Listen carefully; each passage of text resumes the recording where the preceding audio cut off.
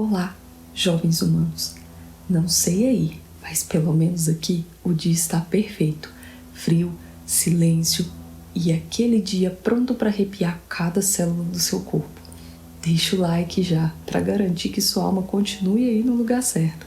Apaga as luzes, ignora os passos no corredor e prepare-se, porque essas histórias grudam, igual a sombra em noite sem lua. História 1. Thomas. Sou mulher, 29 anos, moro no Oregon, Estados Unidos, atualmente.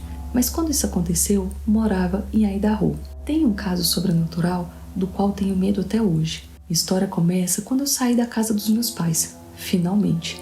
Na verdade, da casa do meu pai, que era casado com uma megera amarga. Minha relação com ela nem existia, então a convivência era horrível. Depois de juntar dinheiro e me planejar por 5 anos, consegui sair de lá, mas meu alívio durou pouco tempo. Passei por um inferno para conseguir um lugar para morar.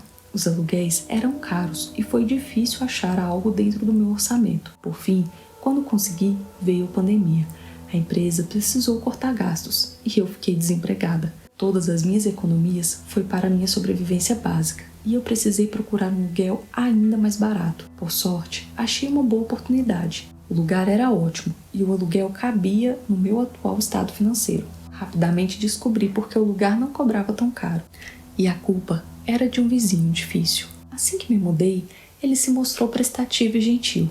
Tinha por volta dos 37, 38 anos e era até simpático. Vou chamá-lo de Thomas. Conforme o passar dos dias, a gentileza de Thomas começou a se mostrar exagerada. Ele achava que tinha uma relação de amizade profunda comigo, totalmente incompatível com o tempo em que nos conhecíamos. Após 2 meses morando lá, ele queria saber onde eu ia quando precisava sair, nas poucas vezes que isso era possível, já que estávamos todos confinados em casa. Um dia, quando fui receber minhas compras, ele já saiu e resolveu interrogar o entregador, que eu nem conhecia. Ele insinuou que o rapaz deveria ser bem cuidadoso ao entregar as compras, pois ele conhecia bem o dono do mercado, e se o rapaz desse qualquer sinal de ousadia com relação a mim, ele faria com que fosse despedido. Eu fiquei furiosa, pedi desculpas ao rapaz e dei a pouca gorjeta que eu conseguia e o dispensei. Quando ele saiu, olhei bem para o vizinho maluco e resolvi ser bem clara com ele. Decidi que aquilo ia acabar ali mesmo. Estava farta, disse a ele. Olha, Thomas, você foi legal comigo e eu sou grata a você por isso. Sério, mas já há algum tempo você tem passado dos limites. Não gosto da maneira que você me vigia e tenta controlar minha vida. Eu nem conheço você direito e você também não me conhece. Quero que pare de me rodear, de vigiar as pessoas na porta da minha casa. Quero que me deixe em paz e não fale mais comigo. Não tenho interesse em ser sua amiga, não tenho interesse de espécie nenhuma em relação a você. Fui clara? Você me entendeu? Depois que terminei meu discurso desabafo raivoso para Thomas, e enquanto eu falava, ele apenas ficou lá, me olhando normalmente, como se eu estivesse contando a ele uma notícia da TV. Não pareceu constrangido, acuado ou nervoso. Ele estava totalmente apático, mostrando um lado de sua maluquice que eu nunca tinha visto.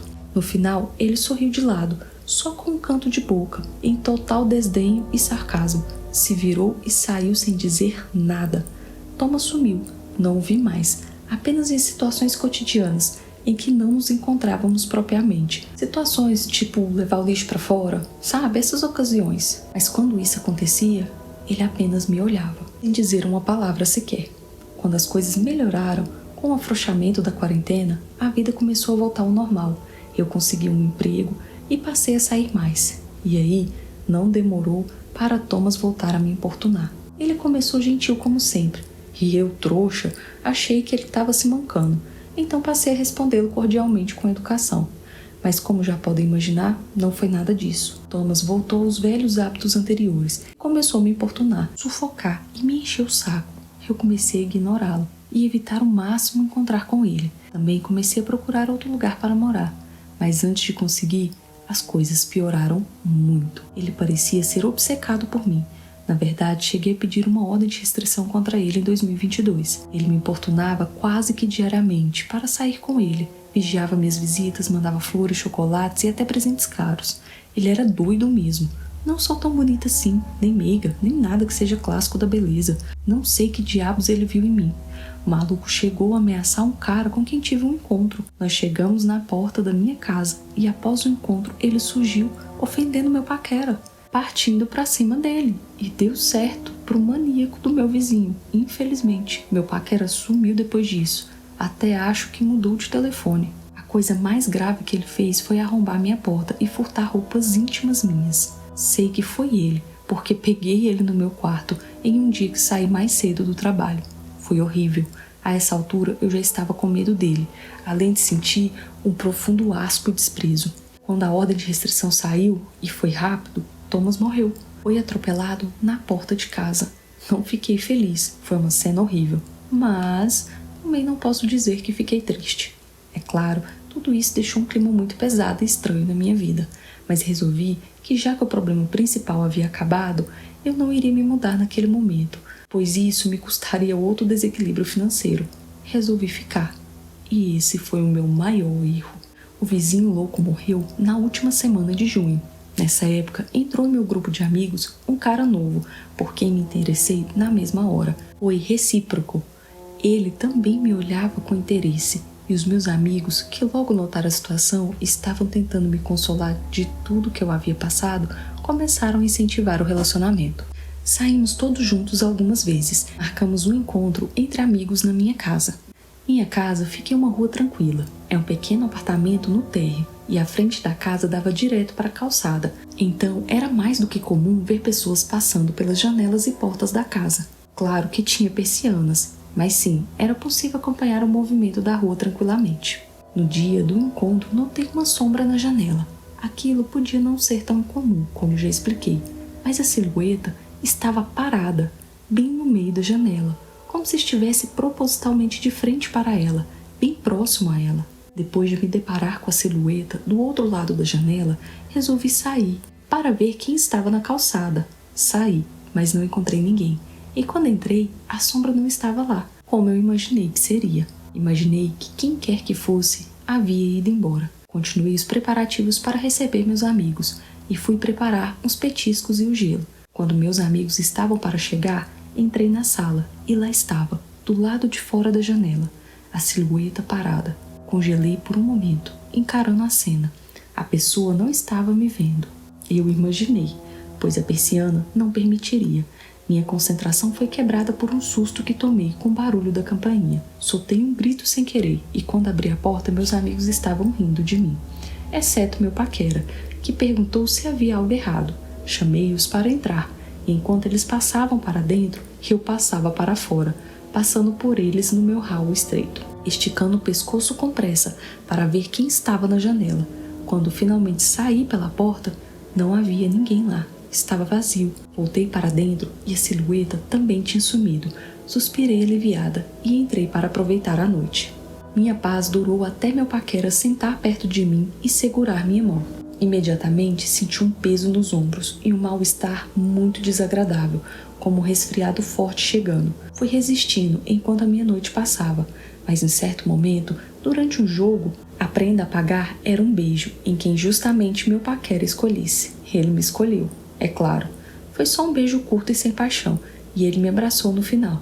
Então o vaso que estava em cima da lareira basicamente explodiu, praticamente em nossas cabeças. Os cacos voaram para todos os lados e um silêncio total se instalou. Ficou até parecendo que nosso relacionamento era ruim, como um bônus de mau presságio. Meus amigos me ajudaram a juntar os cacos e se entreolharam. Tentamos continuar a noite, mas ela não se estendeu muito depois disso. Meu paquera não se abalou. Devo dizer que ainda estamos juntos até hoje, e agora ele e eu estamos noivos. Mas não parou por aí. Depois daquele dia, começaram outras manifestações. As coisas mudavam de lugar, minhas chaves sumiam, a comida mudava de lugar. Não sei quantas vezes achei comida estragada fora da geladeira. Comida essa que eu não lembrava de ter tirado de lá. Eu não estava bem. Os últimos meses foram um pesadelo, e eu não sabia se estava cansada ou deprimida. Não saí atribuindo isso a um fantasma. Pensava que era meu cansaço. Pedi remédios para resolver a questão, mas nada adiantava. Até que um dia, as minhas calcinhas começaram a sumir. Comecei a sentir falta de uma ou outra peça, nada assombroso, Mas um dia, quando saí para trabalhar, assim que abri a porta, havia um caminho feito com as minhas calcinhas. Eram 5 no total. As 2 primeiras que estavam na minha calçada, peguei apressadamente e as escondi na mochila. Após olhar se não havia ninguém em volta, totalmente assustada e constrangida. As outras 2 estavam na rua, e a terceira, para o meu total terror e consternamento, estava na calçada de Thomas. Quero dizer, na casa onde ele morou. Não sabia o que fazer. Fiquei olhando paralisada para aquela cena, até que um vizinho começou a sair de casa. Fingi que as calcinhas não eram minhas e saí para o lado oposto, alongando meu caminho até o trabalho. As lágrimas começaram a rolar e minhas mãos tremiam. Não estava conseguindo racionalizar o que estava acontecendo. Que diabos tinha acontecido ali? Minha casa estava trancada. Aquelas peças estavam na minha gaveta. Como saíram? Quem tirou? Por que estavam em frente à casa de Thomas? Deveria chamar a polícia? Deveria me mudar dali? Poderia voltar a casa? Eu mal conseguia trabalhar naquele dia. Cheguei ao trabalho completamente abalada, a ponto de ser dispensada. Meu chefe ficou tão preocupado que liberou uma colega de trabalho, que era minha amiga também, para que me levasse ao hospital e depois para casa. Contei a ela o que estava acontecendo. Ela já sabia a história com um vizinho e disse sem titubear: é o Thomas. Ele está te atormentando até depois de morto. Na hora que ela disse isso, senti um choque, mas o resultado foi uma risada descontrolada que acabei soltando. Em seguida veio um choro descontrolado e acabei internada por 2 dias por causa de uma crise de estresse. Saí de lá com mais remédios e resolvi pedir ajuda. Uma mulher foi até minha casa, a pedido meu. Ela andou pelo lugar e me disse tranquilamente: ele não vai embora. Fingindo de boba, com a intenção de confirmar a suspeita assustadora de que aquele maluco estava me perseguindo até depois de morto, perguntei: ele quem? A mulher olhou para mim com uma expressão de não tô pra brincadeira, viu? E respondeu: você sabe quem? Se virou de costas e continuou: não adianta mudar, ele vai com você. Eu disse já choramingando: faço o que então? Ela disse que eu deveria orar, perdoar e uma série de coisas, e que eu até poderia me mudar se isso me fizesse sentir mais positiva, poderia até ajudar no processo, mas que não deveria me iludir de que isso seria o fim da perseguição de Thomas. Fiz isso, mas acho que o maldito nunca vai me deixar. Na maior parte do tempo, as coisas estão boas e normais, mas sempre há aquele dia que Thomas faz questão de me lembrar que ele ainda está lá. Até nos momentos de paz, cheguei a ser assediada em minha própria casa, até no banho, por essa entidade que supostamente é aquele maluco infernal. Mas foi uma coisa tão nojenta que não vou detalhar aqui. Meu noivo me apoia, e não tem escolha a não ser acreditar, pois ele vê as coisas estranhas que acontecem comigo. Meu pai não sabe. Às vezes tenho vontade de saber o que ele diria a respeito disso. Ser pobre e não ter família é uma droga. Você tem que lutar contra tudo, até com fantasmas. História 2. A sombra. Ao longo da minha vida, tive diversas experiências sobrenaturais. A primeira ocorreu quando eu tinha cerca de 6 anos. Eu tinha uma amiga que nós saíamos quase todos os dias. Eu moro em uma área arborizada e temos uma pilha de arbustos de aproximadamente 2 metros por todo lado. Minha amiga veio um dia no meio do inverno. Estávamos descendo as colinas de neve na minha entrada. Estávamos prestes a ir na nossa 3ª ou 4ª descida para solidificar a trilha, e ela congelou. Perguntei brincando se ela já estava cansada, e ela me deu um tapa e apontou para a pilha de arbustos. Você vê isso? Ela perguntou. Eu me virei e vi uma figura. Ela estava em pé, ou mais acima da pilha de arbustos, o que tornava essa coisa um ser de cerca de 2,5 metros de altura. Era uma forma de pessoa, uma massa sólida e preta. Nem preciso dizer o quanto nós duas ficamos assustadas. A sombra simplesmente estava lá, totalmente visível e sólida. Então corremos em direção à minha casa. Quando estávamos próximas da porta de entrada, olhamos para trás, e a sombra havia desaparecido. Avançando 8 anos, tinha acabado de fazer 14 anos. Nessa época, estávamos morando temporariamente com meus avós. Eu estava no porão, fazendo alguma arte para um trabalho de escola, e senti como se estivesse sendo observado. Me virei e me lembro de deixar cair minha paleta de tinta no chão. Lá estava isso, essa coisa que não via há muito tempo. Estava parada, na minha frente. Não tinha ideia de onde ela veio, e a esse ponto tinha atribuído a experiência anterior a uma criança com imaginação hiperativa. Mas aqui estava ela, na minha frente. Saí do porão o mais rápido que pude e comecei a vê-la com mais frequência, sempre que ia cuidar da caixa de areia do gato, que infelizmente também ficava no porão. Toda vez que eu estava lá, pintando, e até mesmo quando estava na escola, essa coisa aparecia, do nada. Eu estava convencido de que estava já enlouquecendo. Acabei ligando para minha amiga, aquela que viu a sombra comigo. Perguntei se ela lembrava de algo estranho da nossa infância. Ela respondeu algo como, não muito, além da coisa nos arbustos. Agora eu sabia que algo estranho estava acontecendo. Ela se lembrava da experiência tão vividamente quanto eu, mesmo que não tivéssemos falado sobre isso em quase uma década. Mudamos então para uma nova casa, e com a mudança eu acreditava que seria o fim da minha terrível experiência com aquela sombra, mas infelizmente eu estava enganada. Na primeira noite que passei no porão, a figura estava de volta. Ainda vejo até hoje, mais de 10 anos depois disso. Não faço ideia do que seja. Há muito mais para eu contar sobre essa entidade, incluindo uma experiência quase fatal. Só queria compartilhar isso para ver se alguém sabia o que é. História 3. Carona do cemitério. Essa história é do meu irmão. Em outubro passado, meu irmão levou Rock, seu cachorro, ao norte para visitar nossos parentes. Já era quase meia-noite quando ele chegou em casa e estava bem escuro. O tempo todo Rock ficou quieto e descansando no banco de trás. Nós esperávamos que meu irmão chegasse no outro dia de manhã, então foi um pouco estranho ouvi-lo chegando naquela hora. Como era tarde, nem questionamos, mas no outro dia cedo, minha mãe o perguntou enquanto tomamos café da manhã. E ele nos contou a seguinte história. Estava escurecendo quando ele e Rock, o cachorro, estavam voltando para casa. Meu irmão estava com o rádio ligado e tentava se manter acordado. Ele chegou perto de uma pequena cidade chamada Westerfield, que é um ponto de descanso muito popular. Pretendia dormir um pouco e depois seguir viagem. Ele percebeu que não havia outros carros além do dele.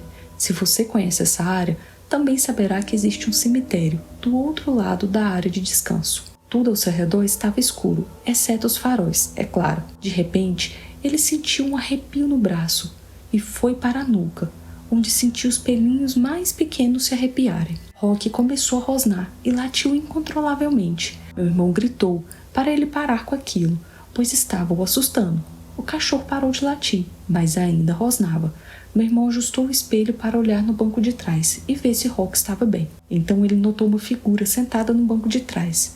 Ele então esfregou os olhos e olhou novamente. A figura estava lá, sentada, do lado de Rock, e ele rosnava para ela. Ele mostrava os dentes agressivamente para a figura, como se a qualquer momento fosse avançar. A figura, como meu irmão a descreveu, era escura, mais escura do que o próprio escuro que estava em torno deles. Quando ele olhou para a figura, por um instante cogitou a hipótese de ser nossa sobrinha de 10 anos, que talvez tivesse entrado escondido no carro dele, e ele só havia se dado conta naquele momento. Porém, se fosse o caso, Rock com certeza não estaria tão agitado.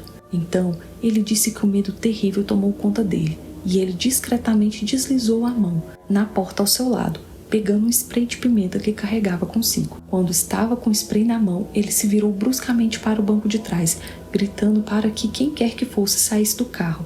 Sua mente estava tentando racionalizar e dizia que era alguém que estava lá e de alguma forma tinha entrado no carro sem ele ver. Mas aí que a situação ficou ainda mais estranha. A figura se dissipou bem diante dos olhos do meu irmão. Ele nem soube ao certo descrever o que sentiu naquele momento. Só sabe dizer que toda a adrenalina que tomou conta do corpo dele fez com que o sono que ele sentia sumisse no mesmo instante. Ele girou a chave do carro e saiu de lá cantando o pneu, parando apenas quando chegou em casa. História 4. Clientes fantasmas na loja de antiguidades. Eu sempre fui cética para coisas sobrenaturais. Sou alguém que pode acreditar na sua história, no sentido de que você não está mentindo para mim, pois realmente pode acreditar ter vivenciado o que conta. Mas se eu não viver, dificilmente acredito que sua história é algo além da sua imaginação. Cresci em uma casa antiga de fazenda, e quando digo antiga, é antiga mesmo. Diria que se não é a mais velha da cidade, com certeza está no top 3 da lista. Considerando isso, sempre havia os habituais rangidos do chão e das escadas, portas fechando sozinhas, luzes piscando. Esses sempre foram descartados como a casa se acomodando, a madeira dilatando ou fiação velha. Pois bem, Dito isso, 10 anos depois da minha vida na casa da fazenda, conheci meu atual marido. Ele, por ironia do destino, é cheio de experiências sobrenaturais e sempre as compartilha comigo. Sempre acreditei que ele me dizia a verdade, ou seja, que ele acreditava de fato que tinha vivido as coisas que me contava. No entanto, só passei a acreditar de fato nas experiências em si quando tive a minha própria experiência, qual colocou meu ceticismo no chão. Cerca de 2 meses depois de nos casarmos, estávamos morando na casa dos pais dele e consegui um emprego em uma loja de antiguidades na nossa cidade, que fica em uma casa que tem pelo menos 120 anos. É uma casa grande, linda e grandiosa, onde sempre imaginei que morasse alguém importante com muito dinheiro. É a típica casa grande, com hall de entrada, sala de estar, sala de jantar, cozinha no térreo, um monte de quarto enorme e um banheiro no andar de cima. Havia uma grande escadaria no saguão, em frente à porta da frente, que tinha campainhas para avisar quando alguém entrava ou saía da loja. Uma vez lá em cima, havia um pequeno corrimão ao longo do corredor, que descia direto pelo meio da casa, com uma escada estreita nos fundos que levava à cozinha. A porta dos fundos dessa casa não era usada como entrada de clientes, apenas por mim, quando entrava e saía do trabalho. Portanto, a porta estava sempre trancada. Trabalhava sozinho o dia todo, sem nunca ver a proprietária, pois ela tinha outra pequena loja do outro lado da cidade. Os dias eram sempre longos e eu lia bastante para tentar me distrair. Às vezes até tirava uma soneca, para a hora ou outra ser acordada pelos sinos quando chegava um cliente. Nesse dia em particular, eram cerca de 2 ou 3 horas da tarde e apenas algumas pessoas entraram. Então, chegaram cerca de 4 pessoas ao mesmo tempo, uma correria por assim dizer. Eu os ajudei a encontrar suas compras e logo todos foram embora. Então, sabendo que minhas chances de ter alguém com quem conversar eram mínimas, liguei para meu marido em casa, já que ele não trabalhava naquele dia. Assim que começamos a conversar, ouvi o chão do corredor no andar de cima rangendo, e então ouvi claramente 2 mulheres conversando sobre a vitrola que estava ao longo do pequeno corrimão no topo da escada. Eu disse ao meu marido que ligaria mais tarde, pois eu tinha passado batida em alguns clientes na loja, e eles estavam no andar de cima sem que eu soubesse. Sempre gostei de estar à vista das pessoas, pois muitas gostavam de pegar pequenos itens e levar embora sem pagar, se é que me entendem. Isso é muito comum em lojas como a que eu trabalhava. Então, tão logo quanto pude, subi a escada da frente e não encontrei ninguém lá. Olhei nos 2 quartos da frente e eles estavam vazios. Continuei pelo corredor até os fundos da casa, olhando em cada cômodo e em cada armário gritando: "Oi, senhoras, precisam de ajuda?" Como não encontrei ninguém, pensei: ok, elas já devem estar lá embaixo, devem ter usado a escada dos fundos. Então comecei a descer a escada dos fundos, para a cozinha. E apenas 3 degraus depois, senti uma brisa fresca.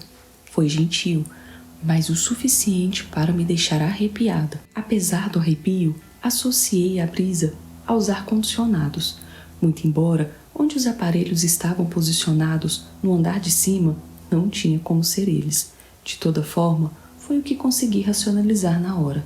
Fiz o retorno para a sala de estar ao lado do hall de entrada, onde ficava minha mesa. Verifiquei ao longo do caminho se não havia ninguém na casa. Eles não poderiam ter saído pela porta da frente. Como mencionei, os sinos tocariam. Então, neste momento, assumi meu medo e cada pelo do meu corpo estava arrepiado. Corri até o telefone para ligar para o meu marido. Eu rapidamente contei para ele a minha experiência e disse-lhe para subir lá e sentar comigo o resto do dia.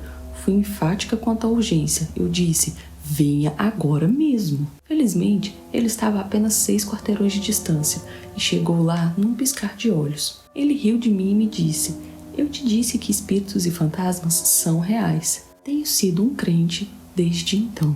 Quando contei a minha história para a proprietária da loja, ela disse que pequenas coisas assim sempre aconteciam. Ela ouvia vozes e as coisas mudavam de lugar sozinhas. Ela disse que uma vez a caixa registradora abriu sozinha. Após o fechamento do antiquário, a casa passou a ser um escritório de advogados e hoje é uma casa residencial. Não falei com ninguém que tenha estado na casa desde então, mas muitas vezes me pergunto se outras pessoas ouviram ou experimentaram alguma coisa.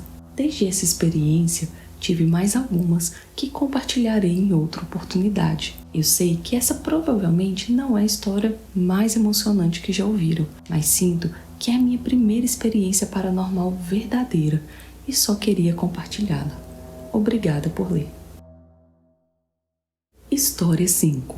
Moedas fantasmas. Isso aconteceu comigo quando eu estava na faculdade.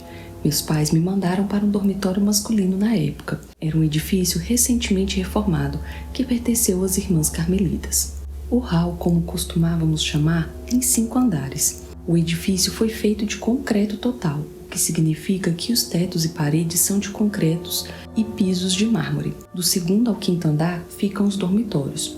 No 1º andar encontra-se nosso refeitório, uma pequena e elegante capela e uma recepção. Cada quarto tem 4 conjuntos de camas e um pequeno armário. Ao pé da cama está nossa mesa de estudo com um armário em cima. Ao lado da mesa há um lavatório e o banheiro. Somos os pioneiros naquele dormitório. Por isso, ouvimos muitas histórias estranhas de pessoas que estavam terminando a construção. Um dia, no meu 1º ano, eu tinha acabado de chegar da escola e fui direto para o meu quarto. Meu quarto ficava no 3º andar. Eu estava com pressa porque tinha acabado de comprar alguns gibis e estava bem ansioso para ler. Enquanto eu estava deitado na cama lendo uma das histórias em quadrinhos, ouvi um barulho vindo do teto. O barulho parecia alguém jogando moedas no teto. Fui até o quarto de cima, aquele que ficava em cima do meu quarto, para verificar quem estava jogando as moedas. Aparentemente, o quarto estava fechado. Voltei para o meu quarto e continuei lendo, porém, não demorou muito para o barulho recomeçar. Foi tão chato e repetitivo que voltei para o mesmo quarto e verifiquei os outros também. Mas não havia ninguém. Algumas janelas estavam abertas e eu vi que estavam vazios. Parecia que eu fui o único que voltou para casa mais cedo.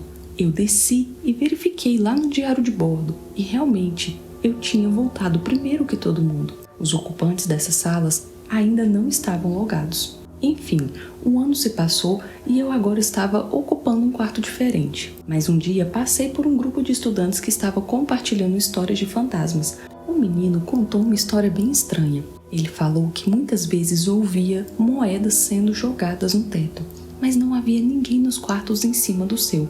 Perguntei ao menino onde ele estava hospedado e ele disse que era o mesmo quarto que eu ficava antes. História 6. Pedido de desculpas. Não sou uma pessoa mística, mas algumas coisas simplesmente não consigo explicar. Trabalhei com uma enfermeira e certa vez uma de suas pacientes morreu e ela ajudou a preparar o corpo para o funeral. Enquanto a rolava de lado, a enfermeira suspirou e disse: Oh, você é um peso morto agora. Alguns dias depois, essa enfermeira veio me contar. Ela disse o seguinte: Acho que minha paciente me ouviu. Estou tendo problemas toda vez que entro no mesmo quarto onde ela morreu. Eu meio que ri disso, afinal ela estava morta, poderia ter ouvido. Mas a enfermeira me fez ir com ela até o quarto para que ela pudesse me provar. Ela passou pela porta aberta e disse: Agora eu irei lavar minhas mãos. Ela entrou no banheiro e mal passou pela porta antes que a porta se fechasse. Ela abriu a torneira e a água espirrou por toda parte. Fizemos isso por dias e nunca falhou. Eu poderia entrar e lavar as mãos sem problemas, mas ela não. Todos os dias ela ia até esse quarto e dizia: Desculpa, eu não quis dizer isso de uma maneira ruim. Depois de uma boa semana de desculpas, ela foi perdoada e tudo parou. História 7. Denúncia do além. Meu marido e eu somos proprietários de uma escola de artes marciais. E o edifício onde essa escola está localizada, também de nossa propriedade, tem cerca de 130 anos de idade. Ele fica próximo a uma igreja. Eu nunca acreditei no paranormal e ainda não acredito, mas algumas coisas inexplicáveis aconteceram nele e não foram apenas comigo. O prédio estava bastante deteriorado, o que tornou nossa compra bem acessível, mas também significava que tínhamos que fazer maior parte das reformas por conta própria. Era um lugar antigo, barulhento e cheio de corrente de ar. Muitas experiências estranhas aconteceram lá, porém vou contar a que mais me marcou. Em um sábado de manhã, meu marido estava em seu computador numa sala e eu estava em outra sala, brincando em um aplicativo Tamagotchi do meu iPad. Foi então que eu ouvi o barulho do aparelho de som, bem à minha frente, clicando. E a voz de uma garota começou a sair dele. Inicialmente, eu pensei que meu marido estava controlando um aparelho de som com o computador, já que ele costumava colocar músicas antes de suas aulas matinais. Na hora, não dei muita importância e continuei brincando com o meu aplicativo. A voz que saía do aparelho disse algo como: Oi, meu nome é Kate. Acho que esse foi o nome, mas não tenho certeza, porque não estava prestando muita atenção. Nunca conheci ninguém chamado Kate na minha vida. E a voz era feminina, em meio a chiados. E ela ainda disse sua idade, de que estado era, e continuou por 2 ou 3 minutos, até que de repente disse: Algo está me machucando. Nesse ponto, olhei fixamente para o aparelho de som com um olhar confuso e perplexo, me perguntando o que estava acontecendo. A voz prosseguiu: Algo está me matando. Eu fui morta. Foi nesse momento que o arrepio subiu pela minha espinha e eu me levantei rapidamente do sofá para examinar o aparelho de som mais de perto. A narração continuou: Por favor, alguém conte aos meus pais, conte aos meus professores, conte à polícia. Ao ouvir a menção da polícia, entrei em pânico e corri para outra sala, acusando meu marido de pregar uma peça de mau gosto em mim. Gritei com ele dizendo: Não fazemos piadas sobre pessoas mortas. Ele ficou perplexo, sem entender o que eu estava falando. Depois de algum tempo me acalmando, eu consegui explicar o que eu havia ouvido e por que estava tão furiosa com ele. Ele me levou até o aparelho de som para verificar e, para nossa surpresa, ele não estava conectado a nada. Pensamos que talvez o aparelho de som estivesse captando sinais de algum e-book ou algo parecido, mas não encontramos nenhuma explicação lógica para o que havia acontecido naquela manhã assustadora. Nunca mais ouvi a voz. Sequer descobri quem era a garota ou o que aconteceu com ela. Porém, tenho convicção do que aconteceu naquele dia e de que a ouvi pedindo ajuda. Chegar até o final é para poucos, para quem tem nervos de aços ou coração imprudente. Se você conseguiu, comenta: sou feito de coragem. Ou pode comentar também: sou feito de loucura. Tanto faz. Não vá embora sem deixar seu like, compartilhar com os amigos e se inscrever. Porque senão é um sussurro pra eu soprar bem no seu ouvido e deixar uma marquinha gelada na sua nuca. E tenho dito. Então é isso. Por hoje é só. Tenham bons pesadelos, meus bebês.